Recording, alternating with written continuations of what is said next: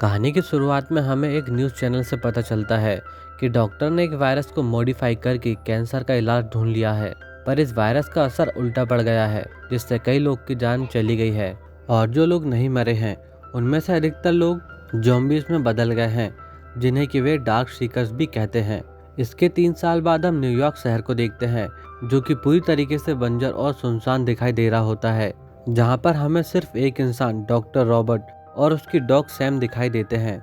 Robert हमेशा की तरह सैम के साथ शिकार पर निकला होता है और बीच बीच में वह टाइम भी देखते जाता है, क्योंकि उसे अंधेरा होने से पहले वापस अपने ठिकाने पर लौटना होता है।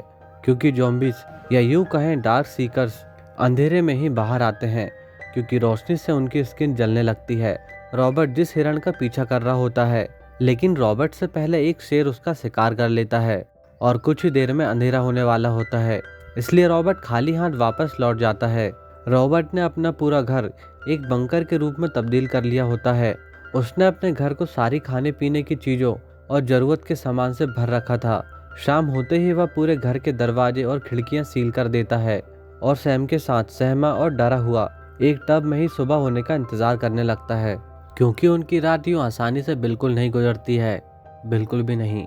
रॉबर्ट को अक्सर फ्लैशबैक आया करते थे, जिसमें हमें पता चलता है रॉबर्ट की वाइफ जो और उसकी बेटी मार्ली एक हेलीकॉप्टर की दुर्घटना में मारे गए थे। सुबह होते ही रॉबर्ट फिर से अपने काम पर निकल जाता है। उसका डेली रूटीन होता है इन्फेक्टेड चूहों पर एक्सपेरिमेंट करना, जिससे वो इस वायरस का क्योर का पता लगा सके, खाने की चीज़ें और ज़रूरी सप्लाईज को ढूंढना, और रेडियो पर रोज़ अपने रिकॉर्डेड ब्रॉडकास्ट को भेजते रहना कि अगर कोई जिंदा बच गया हुआ है तो भरी दोपहर में मुझसे आकर साउथ स्ट्रीट सीपोर्ट पर आकर मिले। मैं तुम्हें खाना दे सकता हूँ और रहने की सुरक्षित जगह दे सकता हूँ और तुम अकेले नहीं हो।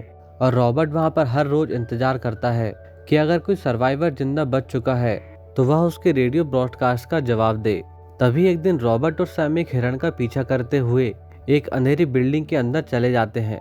रॉबर्ट सैम को अंदर जाने से रोकता भी है, पर देर हो जाती है और सैम हिरण का पीछा करते हुए एक बिल्डिंग के अंदर चला जाता है, जिसके कारण रॉबर्ट को भी अंदर जाना पड़ता है।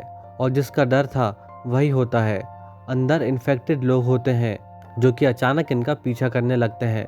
पर ये दोनों किसी तरीके से वहां से बचकर बाहर निकल जाते हैं। रॉबर्ट एक इन्फेक्टेड को पकड़ने के लिए जाल बिछाता है और वह उसे पकड़ने पर कामयाब भी हो जाता है, ताकि रॉबर्ट उस पर एक्सपेरिमेंट कर सके। और वह उसे अपने लैब पर लेकर आ जाता है और अपना एक्सपेरिमेंट शुरू करता है। रॉबर्ट की बनाई गई वैक्सीन, जो कि चूहों पर काम करती थी, इंसानों पर बेअसर होती है। रॉबर्ट वैक्सीन परीक्षण को लेकर अपनी हर दिन की प्रोसेस को रिकॉर्ड किया करता है। एक दिन जब रॉबर्ट और सैम शहर में घूम रहे होते हैं, मॉल के बाहर रोड पर इंसान खड़ा हुआ दिखाई देता है, जिसे देखकर उसे आश्चर्य होता है कि आखिर यह बाहर कैसे आया। पर असल में ये एक जाल होता है जिसमें कि वह फंस जाता है और उन पर 3 इन्फेक्टेड कुत्ते अटैक कर देते हैं, जिनसे लड़ते हुए सैम घायल हो जाती है। रॉबर्ट सैम को घर लाकर उसका इलाज करने लगता है और थोड़ी देर बाद उसे पता चलता है कि सैम भी अब इन्फेक्टेड हो चुकी है। तो ना चाहते हुए भी रॉबर्ट को अपने कलेजे पर पत्थर रखना पड़ता है और सैम की जान लेनी पड़ती है। अब रॉबर्ट बिल्कुल अकेला हो गया होता है और सैम के चले जाने से रॉबर्ट काफ़ी उदास भी हो गया होता है, और यह जानते हुए भी कि रात में उसे बाहर नहीं निकलना चाहिए। वह सैम की मौत का बदला लेने के लिए वह रात में उसी सीपोर्ट पर डार्क सीकर का इंतजार करने लगता है, जो कि वायरस के कारण म्यूटेंट बन चुके होते हैं। और जैसे ही ये म्यूटेंट अंधेरी रात में वहां पर आते हैं, रॉबर्ट उन्हें अपनी गाड़ी से रौंदना शुरू कर देता है।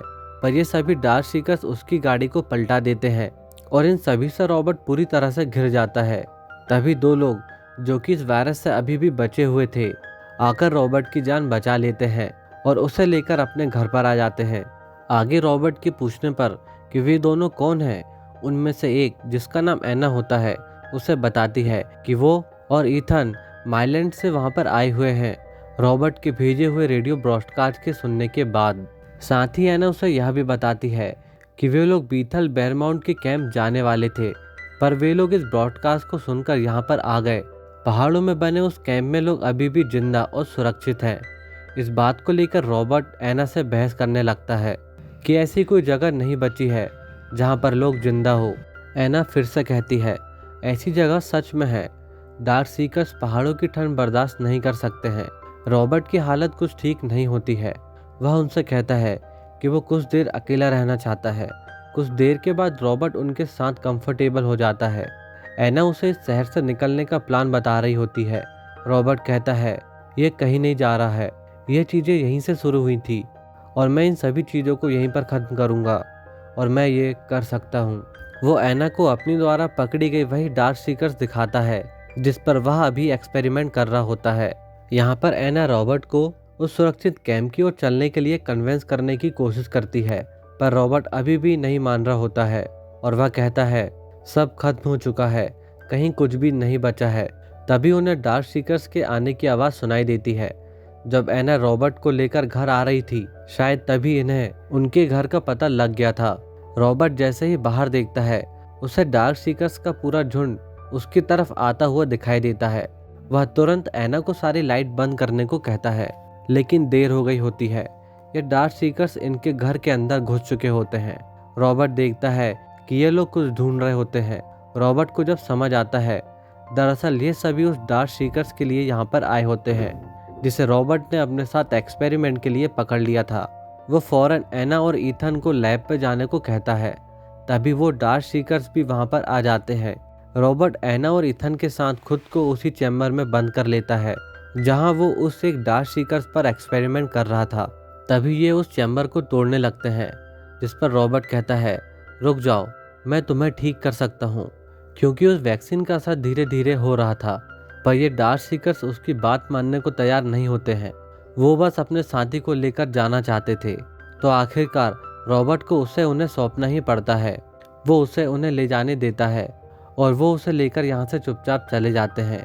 इसके बाद रॉबर्ट, एना और ईथन भी वहाँ से वर्मून के उस सुरक्षित कैंप की ओर निकल जाते हैं, क्योंकि उन्होंने इस वायरस का वैक्सीन बना लिया होता है और वो बाकी बचे लोगों के पास जा रहे होते हैं।